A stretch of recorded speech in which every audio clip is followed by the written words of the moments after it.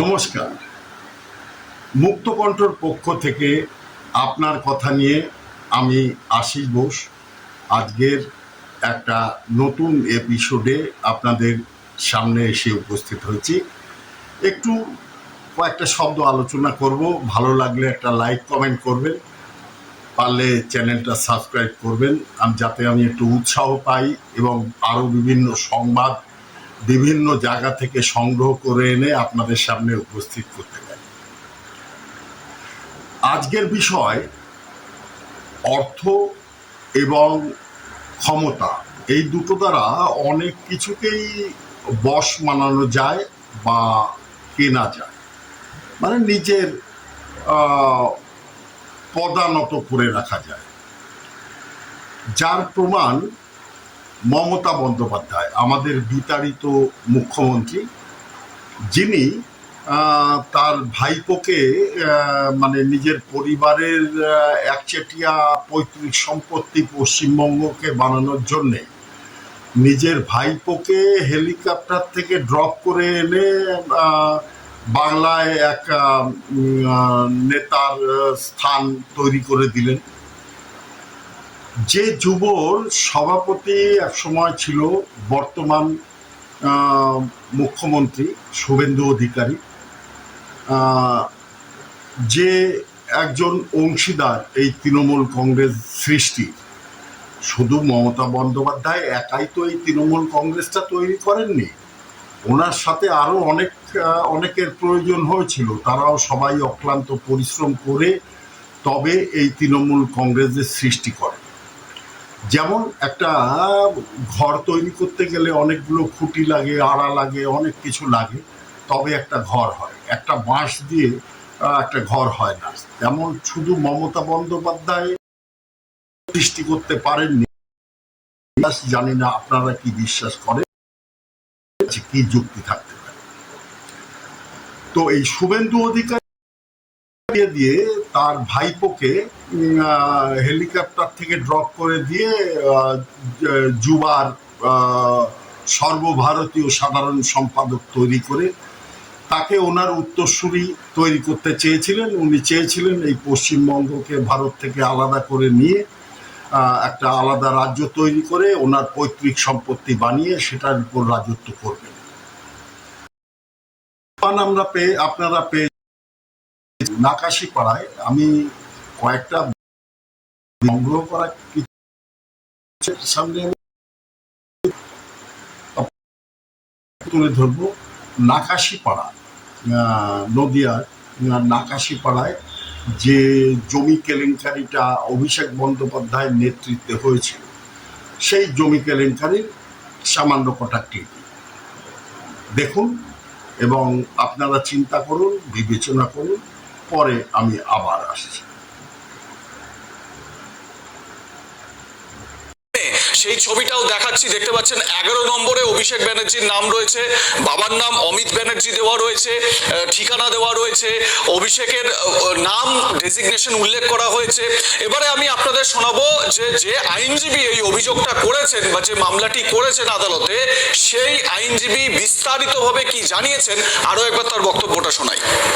মৌজার 1100 বিঘে সরকারি খাস জমি, যা পূর্বে জাতীয় সড়ক NH 34 ছিল, বর্তমানে NH 12 সংলগ্ন হয়েছে। এই 1100 বিঘা জমিকে অর্থাৎ দখল করে তারা দিনের পর দিন নৈরাজ্য চালিয়েছে। তার মধ্যে 450 বিঘে সম্পত্তি বা জমি রয়েছে, তাতে 30 ফুট ডিপ গভীর খনন করে সেই মাটি অর্থাৎ SEW থেকে শুরু করে অন্যত্র কালোবাজারি করে সে বিক্রি করা হয়েছে।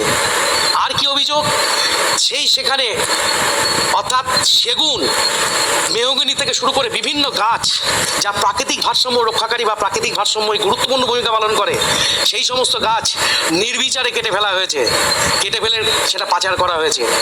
এছাড়া আরও বিশেষ যেটা শুনলে অর্থাৎ প্রত্যেক মানুষের হৃদয় পর্যন্ত কেঁপে উঠবে, আদিবাসী সম্প্রদায়ের মহিলা যারা অনুন্নত শ্রেণীর তাদেরকে প্রতি রাতের ওই সমস্ত আসামিগণের ভোগের শিকার বস্তুতে পরিণত হয়েছে। সেক্ষেত্রে এক্ষেত্রে উল্লেখযোগ্য আসামিগণ হচ্ছেন, নাম বলছি আমরা দেখতে পাবেন, শাহজাহান শেখ, চাঁদু শেখ, হাফিজুল শেখ, হাসমত শেখ, শহীদুল শেখ, গজলু শেখ, বিদ্যুৎ সরকার, সমীর প্রামাণিক, কিয়ামত শেখ, আরমান শেখ।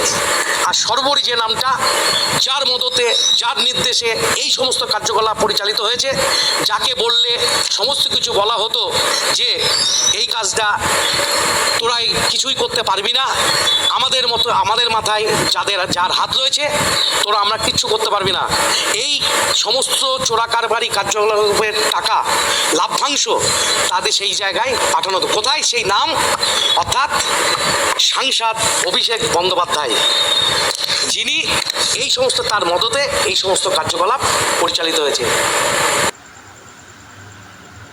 এটা তো গেল নাকাশিপাড়ার ঘটনা। এবার দক্ষিণ 24 পরগনায় তো আপনারা জানেনই, সেখানে ওই ওখানে যে পুষ্পা, জাহাঙ্গীর, তারপরে ওই যে মাসচো শওকাত মোল্লা, এরা যে কি অত্যাচার করেছে সেগুলো তো আপনারা দেখেছেন, শুনেছেন, জেনেছেন। এরা এমনকি কোনো নারীকে, হিন্দু মহিলাকে ছাড়েনি, যাকে ডেকে নিয়ে যে তার বাচ্চাকে বন্ধক করে তাকে ভয় দেখাতো, বাচ্চাকে মেরে দেবো যদি আমাদের কথা না শুনিস। তারপরে তাকে নগ্ন করে নাচানো হয়েছে, রাতভর তাকে নিয়ে ফুর্তি করেছে। এমন বহুতবার করেছে এরা, তার প্রমাণ পেয়েছেন। আরও অনেক আস্তে আস্তে আরও অনেক প্রমাণ আসবে আপনাদের সামনে, আপনারা দেখবেন, জানবেন। আপনার আমার মতন সাধারণ মানুষ আমরা হয়তো সরাসরি কোনো প্রতিবাদ করতে পারি না, কারণ প্রশাসনিক চাপ এবং বিভিন্ন চাপ থাকে। কিন্তু আজকে অনেকেই মুখ খুলতে পারছে, কারণ আজকে একটা সুশাসন করার চেষ্টা করছেন শুভেন্দু অধিকারী। তো আরো কিছু ক্লিপিং আপনাদের সামনে আমি তুলে ধরব। এই যে সেবাশ্রয় নিয়ে যে কীর্তিকাণ্ড করেছে অভিষেক বন্দ্যোপাধ্যায়, তারপরেও তাকে বিদেশে যাওয়ার সুযোগ করে দিয়েছে আমাদের সুপ্রিম কোর্ট। এই যে সুপ্রিম কোর্টের যে বিচারপতি এই সুযোগটা অভিষেককে করে দিয়েছে, উনি জানেন যে অভিষেক যদি না ফেরে কিছু করার নেই, তবু দায় তো ওনার উপরে পড়বে না। সেই কারণে উনি কেন বিক্রি হয়েছেন কিনা জানি না, আমার মনে সন্দেহ থাকলেও সেটা তো আমি ওইভাবে প্রকাশ করতে পারি না, তাহলে তো আমার জেল খাটতে হবে। বিচার আপনারা করবেন। যেমন আরজিকর কেসে সীমা পাহুজাকে প্রথমে আমরা বাঙালিরা একটু সবসময় একটু মানে বেশি আবেগপ্রবণ হয়ে যায়।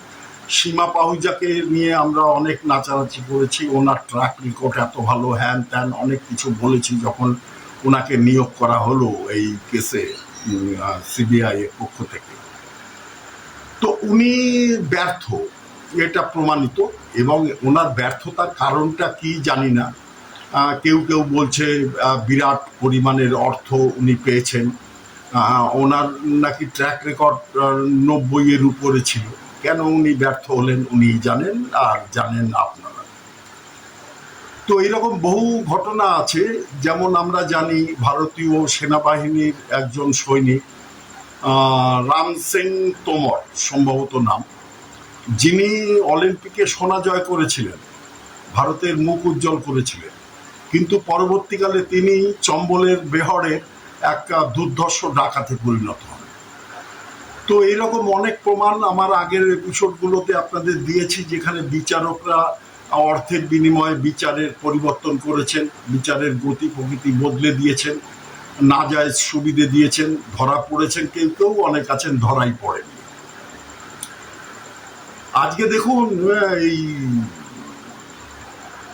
অভিজিৎ দীপকে এবং সৌরভ দাস এরা তো অনেক কিছু বড় বড় লেকচার মেরেছিল, অনেক কিছু করেছিল। আজকে আমি সামান্য ক্লিপিং দেখাবো, যেটায় আপনারা দেখবেন যে অভিজিৎ দীপকে ওর ওই যে শিক্ষা লাভ করতে যাওয়া ওইটাই মিথ্যা।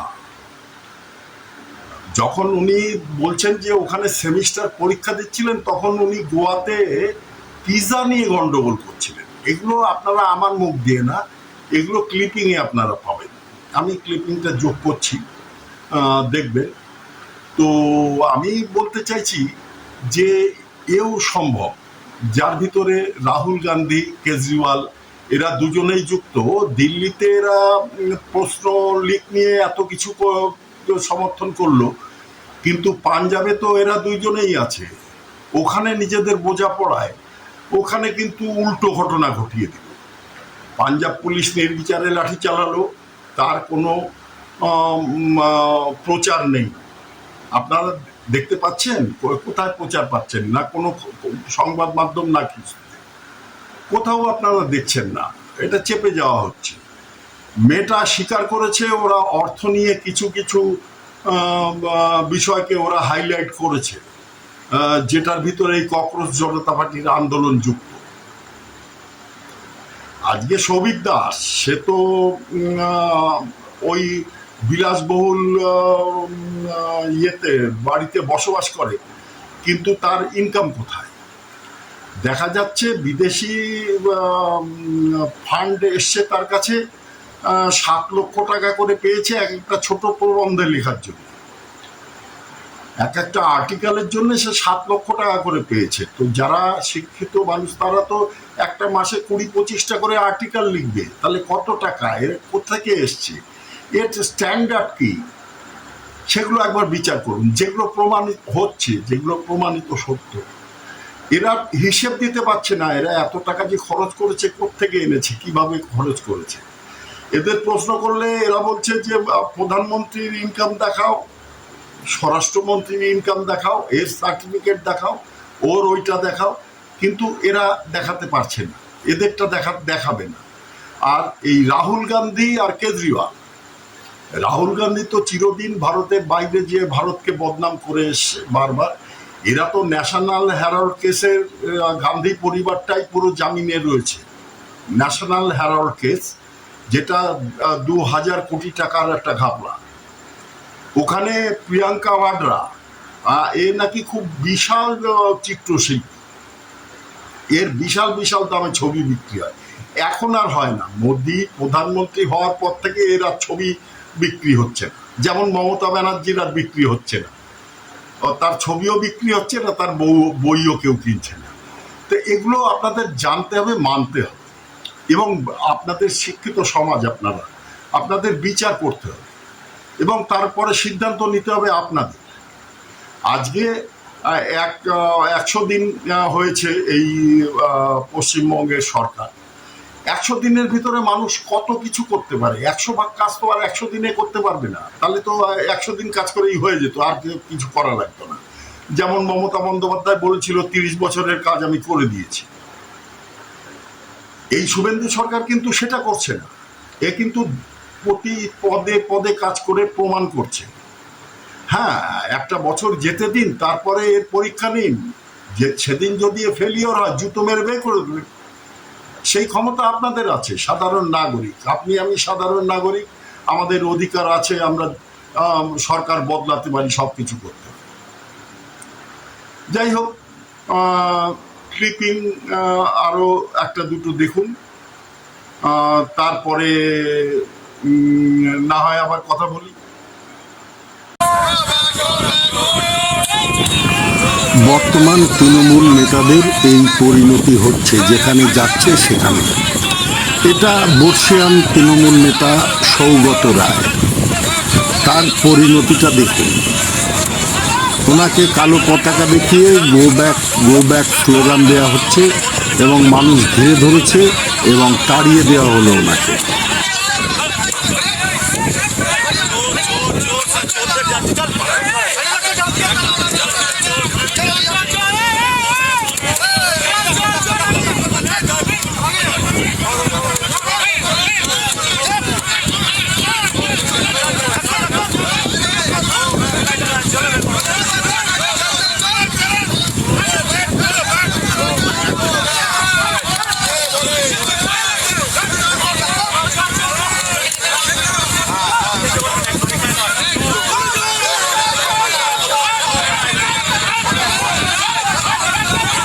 কর্মফলকে ভোগ করতেই হবে।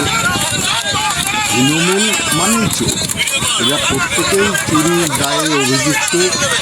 কেউ জেল খেতে এসেছে, কেউ জেল খাটছে, কেউ জামিনে মুক্ত আছে।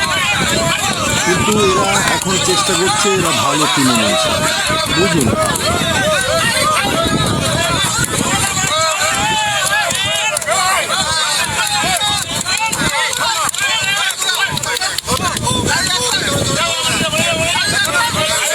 অনেক প্রশ্ন বারে বারে উঠেছে, আপনারাও করছেন যে কি হলো, ডাকাতির কেস দেওয়া হয়েছে অথচ কেসটার হিয়ারিংটা হচ্ছে না কেন? এইখানেই তো প্রশ্ন ওঠে। যখনই দেখেছি মমতা বা অভিষেক বিপদে পড়বে, জেলে যাবে ইত্যাদি প্রভৃতি, বাইরে যাওয়ার দরকার হবে, তখন সেই সব কেসগুলো তড়িৎ গতিতে শুনানি হয়ে যায়। অথচ যেখানে মমতা বিপদে পড়তে পারে সেটা ডিএ মামলাই হোক আর এই ফাইল চুরির দায়ে জেলে যাওয়াই হোক, সেই মামলাগুলোর তারিখ পে তারিখ কি অদ্ভুত সিস্টেমে চলে। নিশ্চয়ই এর কোনো আইনি ব্যাখ্যা আছে, কিন্তু সেটা আমার মতো মোটা মাথার খুব ক্ষুদ্র বুদ্ধি মানুষের এখনো গহতব্য ব্যাপারটা আসেনি, এখনো বোধগম্য হচ্ছে না। তো যাই হোক, ফাইনালি বহুদিন ধামাচাপা দিয়ে রাখার পর আজকে কেসটা মহামান্য সুপ্রিম কোর্টে উঠেছিল এবং সেই সুপ্রিম কোর্টে কেসটা ওঠার পরই মমতা পুরোপুরি ফেঁসে গেছে, ভীষণই ফেঁসে গেছে। আর এই জায়গা থেকে বেরোনোর কোনো জায়গা নেই, সেটা স্পষ্ট হয়ে যাচ্ছে। এবার আপনারা এখানে শুনেই বলবেন, তোর তো বারবারই শুনি আলটিমেট আর কিছুই হয় না, ও ঠিক বেঁচে যাবে। না, আজকের কেসটা কিন্তু ওরকম হয়নি। কি হয়েছে পুরো ব্যাপারটা শুনলে আপনারা বুঝতে পারবেন। দেখুন, এই কেসটা যখন উঠেছিল মমতা খুব ভালো করে নিজে জানে যে ও ডাকাতি করেছে, ও চুরি করেছে, ও বদমাইশি করেছে, ও ফেঁসে যাবে, এখান থেকে বাঁচার কোনো জায়গা নেই। আর তাই এই কেসটার একটা টেকনিক্যাল টার্ম আছে, আইনি পরিভাষায় এটাকে বলে মেনটেনেবিলিটি। এই কেসটা টিকবে কি টিকবে না সেইটার উপর আর্গুমেন্ট মমতার উকিলরা শুরু করে। ওই যাদেরকে বেশ জামাই আদর টাদর করে, যাদের সঙ্গে বাংলার কোনো কানেকশন নেই, শুধু মমতার এই চুরি আর ধাপ্পাবাজিকে যারা আইনি লড়াই করে বাঁচাই দেয়, সেরকমই একটা মাল, যাদেরকে রাজ্যসভার টিকিট ফিকিট দিয়ে মমতা পাঠায়, তারা অনেক দিন ধরে এটা দিয়ে চেষ্টা করেছে মেনটেনেবিলিটি এই জায়গাটা নিয়ে লড়াই করছে। কিন্তু কেন্দ্রের তরফ থেকে রয়েছেন মাননীয় তুষার মেহতা এবং এসবি রাজু, এবং তারা কিন্তু প্রচণ্ড সিরিয়াসলি এই কেসটা লড়ছেন। ফলে যেটা হয়েছে, ওই মেনটেনেবিলিটি জায়গাটা আর কিছুতেই করতে পারবে না, অর্থাৎ এই মামলাটা হয় কি হয় না এই জায়গাটা নিয়েই কিন্তু প্রশ্ন তুলে দিয়েছিল এবং সেই জায়গাটায় ধাক্কা খেয়ে গেছে মমতা। ফলে এখন নতুন করে মমতার উকিল শুরু করেছে একটা বাইনাক্কা, যে এই কেসটার মেরিটসের উপর ডিসকাশন করব, অর্থাৎ এই কেসটা কতখানি ইম্পর্টেন্ট নয়, এই সব ব্যাপার ট্যাপার নিয়ে নাকি এবার আলোচনা সব শুরু হবে। এবার মুশকিলের ব্যাপারটা এইখানে, যখনই এই কথা বলেছে তখন মহামান্য বিচারপতি পি.কে. মিশ্রা, যিনি এই কেসটার হিয়ারিং করছেন, তিনি মমতার উকিলকে বলেছে যে দেখুন, আপনি যদি চান আপনি এটা করতেই পারেন, এটা আপনার অধিকার করছে, কিন্তু একটা কথা মাথায় রাখতে হবে, তাতে কিন্তু আপনার বিপদই বাড়বে। কেননা এই কথাটা যখনই সামনে আসছে তখনই স্পষ্ট হয়ে যাচ্ছে মহামান্য সুপ্রিম কোর্ট ওই ব্যাপারটা নিয়ে কি ভাবনা চিন্তা করছে। কিছু তো করার নেই এখানে, একজন মুখ্যমন্ত্রী পদে থেকে যদি এরকম করে গিয়ে কোনো কেন্দ্রীয় সংস্থার কাজে বাধা দেয় এবং সেখান থেকে ফাইল ডাকাতি করে বেরিয়ে আসে, আগামী দিনে কোনো নেতা মন্ত্রীকে কেউ ধরতে গেলে বা সেখানে তদন্ত করতে গেলে এর থেকে অনেক বড় ঘটনা ঘটে যাবে, তার দায়িত্ব মহামান্য সুপ্রিম কোর্টকে নিতে হবে। ফলে ওই জায়গাটা কি হতে চলেছে ভালো করে বুঝতে পেরে গেছে। এবার মাননীয় বিচারপতি বলছেন যে দেখুন, আপনারা যে জায়গাটা চাইছেন ওই জায়গাটা কিন্তু হওয়া সম্ভব নয়। একবার মেনটেনেবিলিটি নিয়ে মামলা তুলবেন, সেটা নিয়ে যখন একদম লেজে গোপরে হয়ে যাবেন, তখন আবার এটার মেরিটস নিয়ে আলোচনা করবেন, আলাদা পাবে 3 মাস বাদে বাইনাক্কা মহামান্য কোর্ট শুনবে না। আপনাদের যা আলোচনা হবে সব একটা পয়েন্টেই করতে হবে এবং একই জায়গা থেকে ডিসকাশনটা করতে হবে। অর্থাৎ সুপ্রিম কোর্টের ভাবনা চিন্তাটা কোন জায়গায় এটা স্পষ্ট হয়ে যাচ্ছে। এইবার ফেসে গেছে মমতার উকিল তখন বলছে যে রাজ্যে তো এখন সরকার বদল হয়ে গেছে, সুতরাং সেখানে রাজ্য সরকার চাইলেই এটাকে সিবিআই তদন্ত করে দিতে পারে, আর সেই জায়গা থেকে এটার জন্য সুপ্রিম কোর্টে আসার কি দরকার পড়েছে। আজকে মনে হচ্ছে কথাটা, এই মামলা তো হয়েছিল যখন মমতা মুখ্যমন্ত্রী ছিল, যদি মমতা এত সৎ লোকই হবে তাহলে সেদিনকে মমতা মুখ্যমন্ত্রী থাকা অবস্থায় কেন বলেনি যে এখানে সিবিআই তদন্ত করতে দাও, বরং সিবিআই তদন্ত আটকাবার জন্যই তো মমতা মামলাটা করেছিল। আজকে ন্যাকামি হচ্ছে, তার মানে আসল ভয়টা কোথায়? আসল ভয়টা মমতা খুব ভালো করে বুঝতে পারছে, সিবিআই তদন্ত করলে তাহলেও এদিক ওদিক কিছু একটা সেটিংয়ের চেষ্টা বোধহয় করতে পারি, কিন্তু যদি রাজ্য পুলিশ, কলকাতা পুলিশ তদন্ত করে, সিআইডি তদন্ত করে, ওখানে শুভেন্দু অধিকারীর গ্রিপ আছে, অত সহজ নয়, একদম ঘেঁটি ধরে তুলে নিয়ে যাবে। আর সেই জন্যই কি এই কথাটা বলছে। এবার সেই প্রসঙ্গে তুষার মেহতা বলছেন যে দেখুন এটা রাজ্য সরকার করবে না কি করবে না করবে আমরা পুরোটা মহামান্য সুপ্রিম কোর্টের উপর ছেড়ে দিচ্ছি। তার কারণ হচ্ছে এখানে যদি রাজ্য সরকারের উপর এখন ব্যাপারটা ছাড়া হয় তাহলে আপনারাই তো পরবর্তীকালে পয়েন্ট তুলবেন যে এখানে রাজনৈতিকভাবে প্রতিহিংসা করা হচ্ছে, যেটা আপনাদের একদম চেনা ছকের অঙ্ক। সুতরাং আমরা সেই পথে হাঁটবই না। আমরা মহামান্য সুপ্রিম কোর্টের কাছে এসেছি, মহামান্য সুপ্রিম কোর্ট বিচার করে দেখুক যে এই জায়গাটায় কি হবে।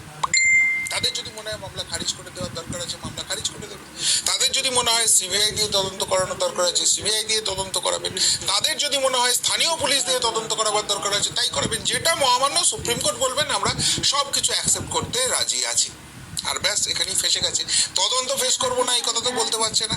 ফলে এখন ওই জলের কুমির ডাক বাঁচবো না ডাঙার বাঘ বাঁচবো এই অবস্থা হয়ে গেছে মমতার।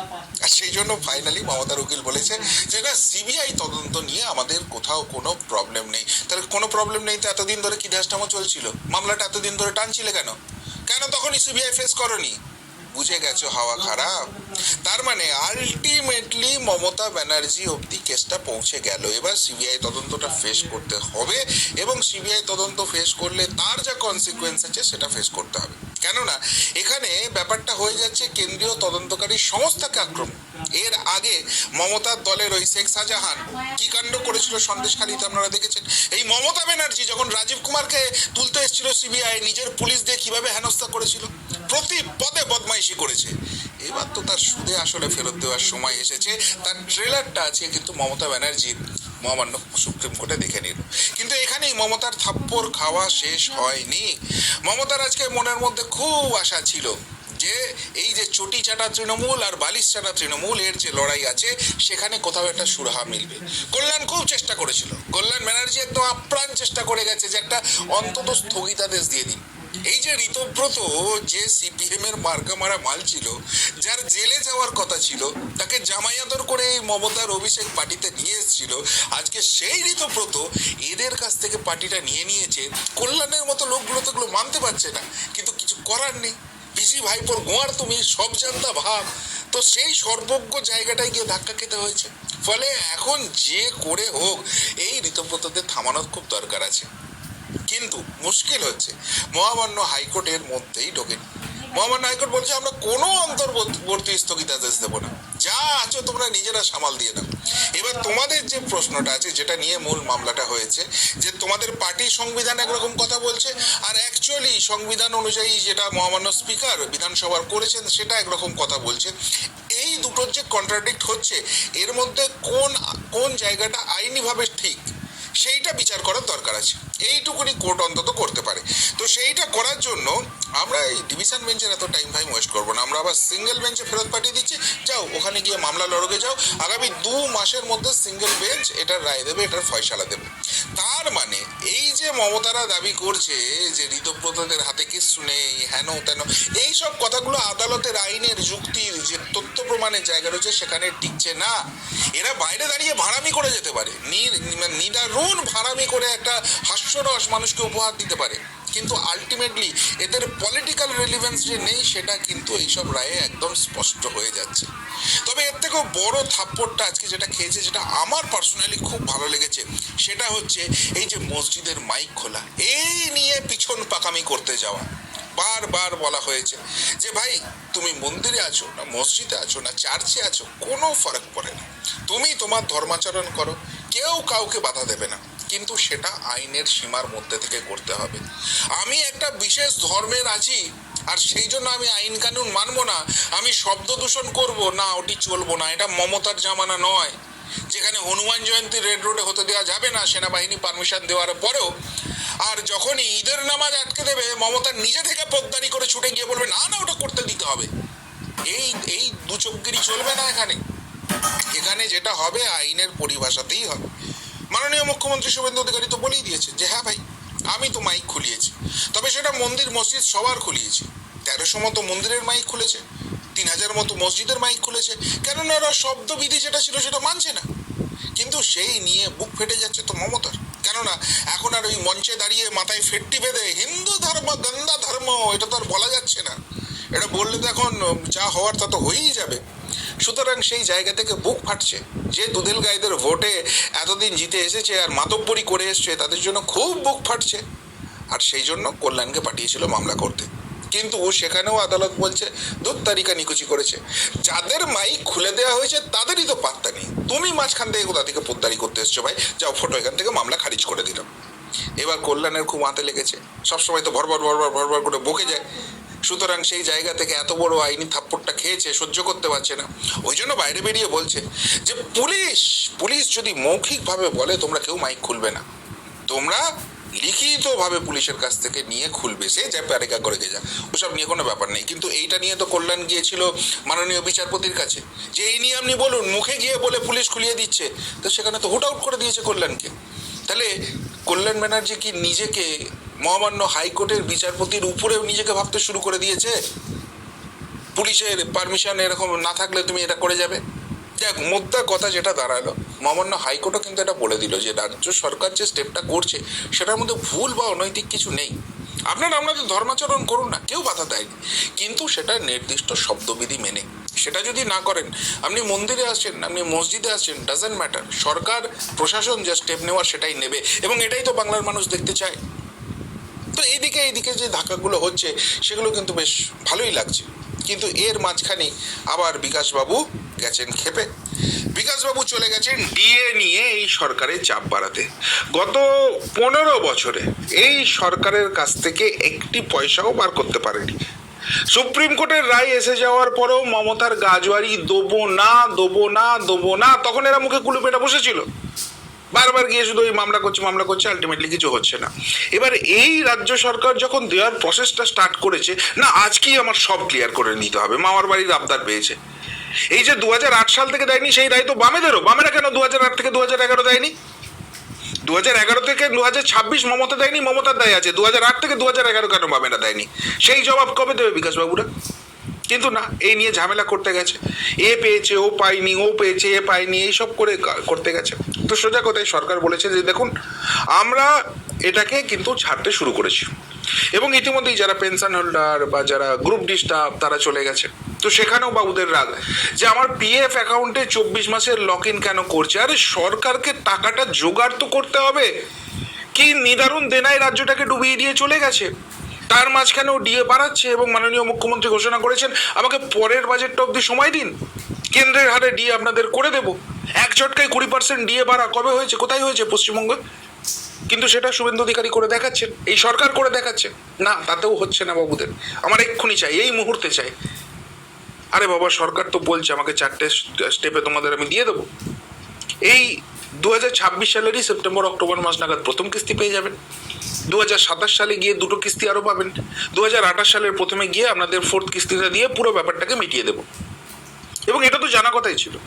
এই যে ডিএ আন্দোলন হচ্ছে সরকারি কর্মচারীদের সঙ্গে, আমি কিন্তু প্রথম দিন থেকে আছি, এবং তাদের যে আন্দোলন বলুন, সেগুলোকে কভার করা, মিডিয়াতে নিয়ে আসা, এমন ছোট ছোট সংগঠন তখন ছিল, সবে মাথা চাড়া দিচ্ছে, সেইভাবে কেউ চিনতেন না, তাদেরকে ফোকাস দিয়া আমি কিন্তু নিয়মিতভাবে আছি, এবং পূর্ণ সমর্থন আমার ছিল এই আন্দোলনটার পিছনে। কিন্তু আজকে এরা যেটা করছে এত তাড়াহুড়ো, এটা তো মানে বোঝাই যাচ্ছে না যে এটা আলটিমেটলি কি করতে চাইছে। चीफ जस्टिस ऑफ इंडिया ने एक टिप्पणी की थी कि किस तरीके से जो एनार्किस्ट लोग होते हैं वो यूथ के नाम पे किस तरीके से सिस्टम को ही अटैक करते हैं। एंड ये ऐसा नहीं है कि होता नहीं है, होता है, कई बार होता है। हम खुद देखते हैं कि किस तरीके से जजेस के ओरल ऑब्जर्वेशंस को आउट ऑफ कंटेक्स्ट कोट किया जाता है और अपने राजनीतिक आकाओं को सपोर्ट किया जाता है। अभी वाला, क्योंकि मेरे को अभी वाले के बारे में बहुत डेफिनेटली थोड़ा सा बैकग्राउंड क्यों जरूरी है समझिए कि वो सेंटीमेंट था लोगों का कि भाई ऐसा क्यों बोल दिया, उसको इन्होंने यूज किया, कॉकरोच जनता पार्टी बनाया, और फिर ऑब्वियसली खुले तौर पे आम आदमी पार्टी ने इनको सपोर्ट किया। और ये इंडिया है प्रोटेस्ट के नाम पे, और उसी टाइम नीट की बात हुई, नीट के पेपर लीक की बात हुई, और ये सब हो रहा था, और इन्होंने शो किया कि हम कैसे एकदम ऑर्गेनिक एक चल रहा है और हम जनता की आवाज उठा रहे, बच्चों की आवाज उठा रहे। लेकिन अब जो बात आ रही है, जो आपने उठाई, जिसपे आना जरूरी है, कि वो उस बॉस्टन यूनिवर्सिटी पढ़ ही नहीं रहा था अभिजीत दीप के, क्योंकि मेरी बहुत अच्छी, मतलब मेरे बहुत अच्छे मित्र हैं विजय भाई, विजय पटेल जी ने शेयर किया है कि ये बोल रहा है कि इसको जो बॉस्टन यूनिवर्सिटी में स्कॉलरशिप मिली हुई है, तो जो अमाउंट है जो स्कॉलरशिप का वो बहुत कम है कंपैरेटिवली कि कितना टोटल वो जो पूरे पोस्ट का जो पढ़ाई होता है उसका $1 लाख के आसपास है, इसको कुछ $1000 में मिले थे। तो बाकी पैसा किसने दिया? क्योंकि इसने मैंने सुना है शशांक भाई कि बॉस्टन गया नहीं कभी और 8 महीने की कंट्री में था। हाँ, वो सेकंड बात आई। अब दूसरी बात आई कि भाई बॉस्टन गया नहीं था, ये कैसे पता चलेगा? तो पता चला कि इसका सोशल मीडिया हैंडल खंगालिएगा, ऐसे तो आम आदमी पार्टी से और तमाम तरीके के रिश्ते निकल ही रहे हैं। अब निकल रहा है कि उसी टाइम जब वो क्लेम कर रहा है कि मैं बॉस्टन यूनिवर्सिटी में पढ़ रहा था, वो भारत में स्विगी से और जोमेटो से लड़ाई कर रहा है कि मेरे पिज्जा का पैसा कट गया, मुझे वापस क्यों नहीं हो रहा। जो आदमी यहाँ लाख और करोड़ों की बातें कर रहा है, पैसे लेके फॉरेन जाने की बातें हो रही है, वो यहाँ पे 150-250 रुपए की लड़ाई कर रहा है। ये तो एक रॉकस्टार जैसी मूवी नहीं आई थी हमारे बीच में कि उसका दिल टूट रहा है लेकिन वो समोसे की चटनी की लड़ाई लड़ रहा है, ये वैसी वाली बात हो गई। तो ये बात अब आ रही है। और आप समझिए गायत्री जी, मैं तो इनफैक्ट कल एक आर्टिकल पढ़ा था, मैं बहुत शॉक हो गया कि ये भारत आए, मतलब आप सोचिए कि एक आर्टिकल लिखा जाता है इसके लिए 2 दिन पहले इसके आने से, और उसको इन लेंथ एडिट किया जाता है ताकि बैकडेटेड दिख पाए कि भाई आर्टिकल बैकडेटेड है लेकिन एडिट किया हुआ इस लेवल तक कि अब पता चल रहा है। तो अभिजीत दिपके का जिस तरीके से, और अब देखिए एक और बात, अभी आपने रिसेंटली नोटिस किया होगा कि प्रधानमंत्री नरेंद्र मोदी जी के एक वीडियो को मेटा ने हटा दिया था। सोचिए, प्रधानमंत्री भारत के, उनके एक वीडियो को भारत में ही हटा दिया गया। तो जब मेटा वालों को बुला के पूछा गया कि भाई क्या चल रहा है, क्या गड़बड़ियां हो रही है, तो मेटा वाला ने गलती मानी और ये एक्सेप्ट किया कि ये जो सीजेपी के नाम पे जो आंदोलन चल रहा था उसमें विदेशी फंड कितना पैसा उसमें डाला जा रहा है, कितने पैसों की वजह से उसको आगे बढ़ाया जा रहा है, वो साफ दिख रहा था। एक सीजेपी का प्रोटेस्ट था और एक अभी झारखंड में प्रोटेस्ट। अब झारखंड का वीडियो कहाँ दिख रहा है? इंस्टाग्राम में मुझे कहीं नहीं दिख रहा है। क्या आपको दिख पा रहा है गायत्री जी? नहीं, बिल्कुल भी नहीं। जबकि अच्छा, इस लेवल पे हो रहा है ये क्योंकि विजय गजेरा भाई ने इस पे बहुत अच्छा काम किया तो उनको क्रेडिट देते हुए Abhijit Dipke showed a scholarship letter Barkha Dutt show पे। बरखा दत्त मैडम बहुत अच्छी हैं, वो वेरीफाई नहीं करती क्योंकि वेरीफाई करेंगे तो उनकी भी पोल खुल जाएगी ना। बरखा दत्त शो पे इन्होंने अपना स्कॉलरशिप लेटर दिखाया जो कि फॉल, वहां पे विंटर को फॉल कहते हैं, फॉल 2024 क्लास का। Class started on 3rd September 2024 and exam ended on 20th December 2024. But Abhijit Dipke को स्विगी और जोमेटो कर रहे थे यहाँ पे 2024 सितंबर और फरवरी 2025 के बीच में, और इसके बकायदा स्क्रीनशॉट्स लगा रखे हैं सबने। ये देखिए, ये बॉस्टन यूनिवर्सिटी का लेटर और ये साथ में आता है उनके बाकी के डिटेल्स। ये कर क्या रहे थे वहां पे छुप के? Was he meeting some people that he doesn't want us to know? कि लोगों को पता चले कि मैं एडमिशन तो ले लिया, जैसे आपको याद है अखिलेश यादव भी एडमिशन लेकर बैठे हुए थे ऑस्ट्रेलिया में, आज तक डिग्री वो आई नहीं आज तक। नहीं, बिल्कुल बाद के एफिडेविट्स में तो इन्होंने इनफैक्ट ये भी दे दिया था कि वो वहां से पढ़े ही नहीं है, उन्होंने उसका नाम ही नहीं लिखा अपने एफिडेविट में, बाद के एफिडेविट में। लोकसभा इलेक्शन चुनाव जब आप लड़ा था राज्यसभा से, आप देखिएगा उसमें लिखा ही नहीं है। बट सबसे बड़ी बात है कि आप ये एक पोस्ट दिखा रहे हो, बट मैं बड़ा सरप्राइज था क्योंकि मैंने ना विजय पटेल भाई का जो अकाउंट है, इनफैक्ट आप इसको मेंशन भी कर सकते हैं, विजय गजेरा, वो कोई भी जाके देख सकता है। आप देखिए कि वो उसी एरिया में रहता है जहाँ पे सैम पिट्रोडा का घर था। आप सोचिए कितना बड़ा शॉकिंग एक सिमिलैरिटी है कि बॉस्टन में उसी एरिया में रह रहा है जहाँ सैम पिट्रोडा है। क्या लगता है आपको, सैम पिट्रोडा आसानी से कहीं भी रह लेगा? और उससे एग्जैक्टली 21 मिनट दूर ये अभिजीत दिपके का एड्रेस है। और सैम पिट्रोडा कौन है? कांग्रेस के विदेशी विभाग के हेड, जो अनर्गल बयान के लिए फेमस है, लेकिन राहुल गांधी के पॉलिटिकल सजेस्ट करने वाले आदमी हैं। तो ये बहुत एक बड़ा कनेक्शन है। तो देखिए, मेरे को बस अभी तक एक बात समझ नहीं आ पड़ी ये अभिजीत दिपके जो है, कोई बात नहीं, आप अपना फोन बंद कर लीजिए।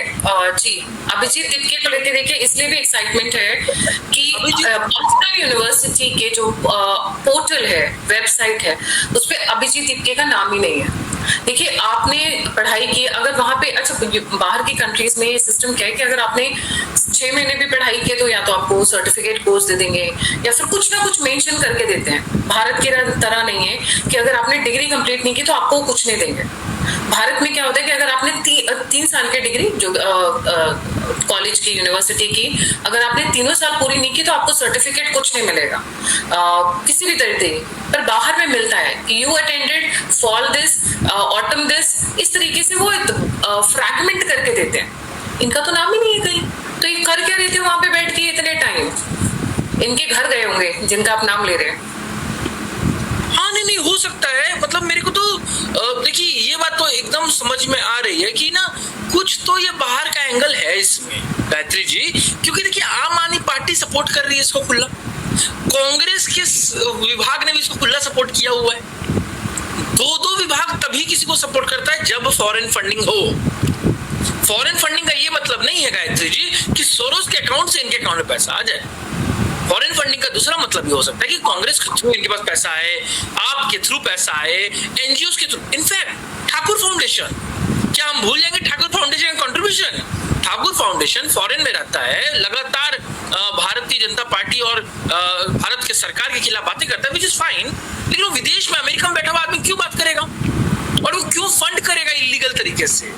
इसीलिए देखिए, आज जब एफसीआरए भी आ रहा है तो उसका विरोध इसीलिए हो रहा है। अमेरिका के सांसद तक बोल रहे हैं अरे एफसीआरए का मत करो। क्यों? क्योंकि फॉरेन फंडिंग से दिक्कत नहीं है, कोई किसी को पैसा दे सकता है दुनिया में। लेकिन हर देश के एक सॉवरेन अधिकार है कि उसको पता होना चाहिए कोई पैसा क्यों आ रहा है, कैसे आ रहा है। अब देखिए, मैं जो अभी आपको कह रहा था, ये विजय पटेल भाई साहब के ना उसमें हैंडल में दिया हुआ है, तारीख है इनफैक्ट कि इन्होंने कब खाना ऑर्डर किया, कहाँ किया है। 11 महीने पहले का है कि one of the best cafes in वर्का में, उसके बाद ट्राई लोकल फूड, ये इंदौर में था, सॉरी गोवा में था। तो गोवा घूम रहे थे आज से कुछ समय पहले, आज से 11 महीने पहले की बात है। तो माय पॉइंट इज कि दूसरे देश में गया हुआ व्यक्ति गोवा कैसे घूमेगा? तो मेरे को डेफिनेटली लग रहा है कि कुछ तो कुछ फेक है इसके में। इसका हो सकता है एजुकेशन ही फेक हो, और हो सकता है इसने इसी नाम पे, हाँ एकदम सही दिखा रहे हो आप, और हो सकता है इसी फेकनेस के नाम पे ये कांग्रेस पार्टी और आम आदमी पार्टी और डीप स्टेट को धोखा दे के चला गया। नहीं, इस पे कल हमने एक शो किया था, मैं उस पे आऊंगी कि अभिजीत दीपके, सौरभ दास, राहुल गांधी और केजरीवाल, ये लोग मिलकर क्या कर रहे हैं। There is something going on, जो इन्होंने बैक सीट में कुछ एक तैयारियां कर रखी है। वैसे बहुत सारे कैफेज गए उस टाइम पे, इन्होंने काफी अपडेट्स की हुई है। भारत कैफे भी गए हैं, चलिए भारत के नाम से कहीं तो चले गए जी। अभी एक और बड़ा गड़बड़ निकल कर आ रहा है, आपने सुने सौरभ दास ने 14 लाख रुपए का गबन किया है। 14 लाख का, छोटा मोटा नहीं। सौरभ दास वाला भी मैं दिखा देती हूँ, क्योंकि बड़ा इंटरेस्टिंग होता जा रहा है इन दोनों फर्जीवाड़ों का। और इस बार मैं बोलूंगी, कुछ लोग कह रहे हैं इंटेलिजेंस एजेंसीज क्या करेंगे। सर, इंटेलिजेंस एजेंसीज नहीं होती तो ये न्यूज आती कहाँ से? चाहे विजय पटेल हो, चाहे तरुण भाई हो, चाहे हम लोग हो, obviously we get it from somewhere और द अदर, राइट। अब ये विजय पटेल का ही दूसरा, सौरभ दास को जेनजी वांट्स टू नो कि 14 लाख रुपए मिले ठाकुर फैमिली फाउंडेशन से, किस चीज के नाम पे मिले? पब्लिक हेल्थ के नाम पे। और इन्होंने क्या काम किया? सिर्फ 2 आर्टिकल लिखे पब्लिक हेल्थ के नाम पे, और इन्होंने कोई काम नहीं किया। मतलब एक आर्टिकल लिखने के 7 लाख रुपए, ये फर्जीवाड़ा नहीं है तो क्या है? एक आर्टिकल लिखने के 7 लाख रुपए, इन्होंने कौन सा उसमें हीरे जवाहरात सब लिख दिया कि इनको 7 लाख रुपए मिल रहे हैं एक आर्टिकल के। I mean, कुछ लोगों की वो पूरे साल की सैलरी होती है, नहीं तो 8 महीने की सैलरी होती है, जो अच्छे पेड लोग हैं। तो इसका मतलब he was being prompted, और सब के सब Thakur and IPSMF funded article, ये सब के सब वहीं से आ रहा है। न्यूज लॉन्ड्री का नाम तो अभिजीत अय्यर मित्रा जी ने रेप लॉन्ड्री रख दिया क्योंकि उनके जो कनेक्शन निकल कर आए हैं वो भी बड़े मजेदार है जी। ओडियो और मुझे लगा सौरभ दास को भी नहीं छोड़ना चाहिए, इसलिए मैंने कहा लिया रखिए। नहीं डेफिनेटली नहीं, बहुत बहुत इंपॉर्टेंट चीज आपने उठाया गायत्री जी। और मैं देखिए ओरिजिनल मामले में मानता हूँ गायत्री जी कि सौरभ दास एक्चुअली कॉकरोच है। मतलब जब सीजीआई ने इस तरीके की टिप्पणी दी ना तो काफी सारे भारतीय इंक्लूडिंग मैं भी सोच रहे थे कि इतना इनसेंसिटिव रिमार्क देने की क्या आवश्यकता थी, कुछ और बोल लेते, बट ना नहीं, सौरभ दास एक्चुअली कॉकरोच है। आप सौरभ दास का हिस्ट्री देखिए, सौरभ दास का अपना कोई पॉलिटिकल अपना कोई ज्ञान नहीं है, ना वो वकालत कर सकता है ना वो वकील है, लेकिन वो करता क्या है ना, वो उसको जजमेंट के ऊपर में कोई क्रिटिसिज्म है, वो क्या करेगा, कोई जजमेंट आएगा वो जज की फैमिली के खिलाफ चला जाएगा, जज का फैमिली बैकग्राउंड ढूंढने लगेगा, जज के ऊपर आपत्तिजनक टिप्पणी करेगा। दिल्ली हाईकोर्ट में स्वर्णकांता शर्मा जी के द्वारा जो कंटेम्प्ट ऑफ पिटीशन जो चल रहा है उसमें एक उसका भी नाम है, उसी के भरोसे आम आदमी पार्टी और केजरीवाल वगैरह स्टार्ट हुए थे।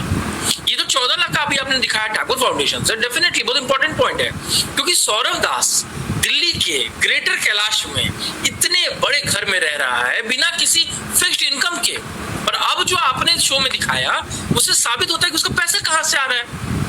अगर एक एक आर्टिकल का 7-7, 10-10 लाख रुपए मिलेगा तो देखिए एक तो क्यों मिल रहा है, ये अपने आप में क्वेश्चन। 7 लाख रुपए एक आर्टिकल का मिलेगा, वो तो 10 लाख के क्या, वो तो 50 लाख के मकान में भी रह लेगा।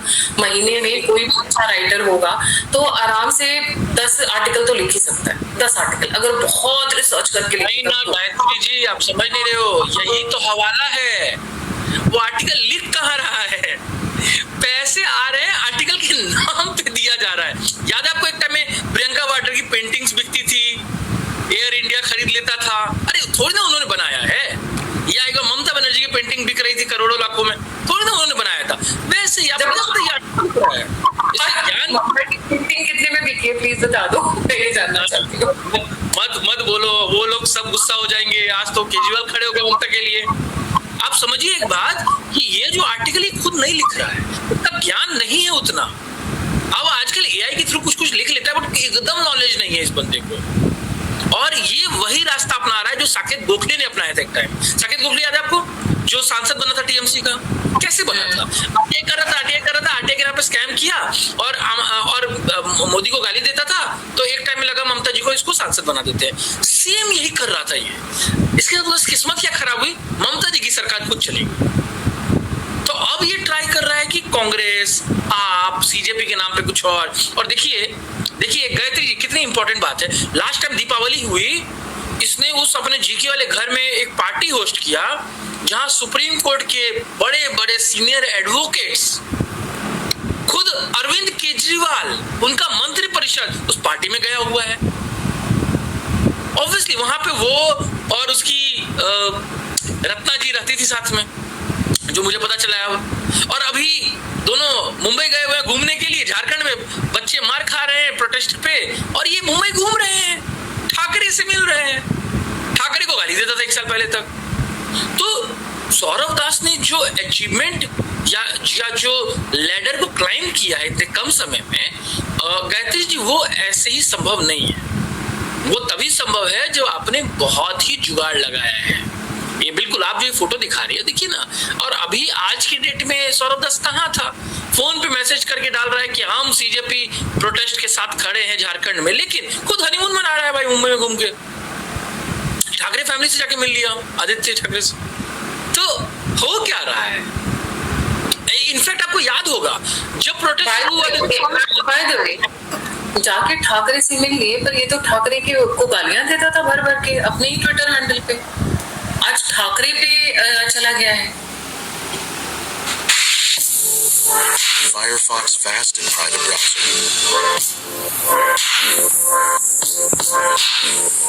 Install and go.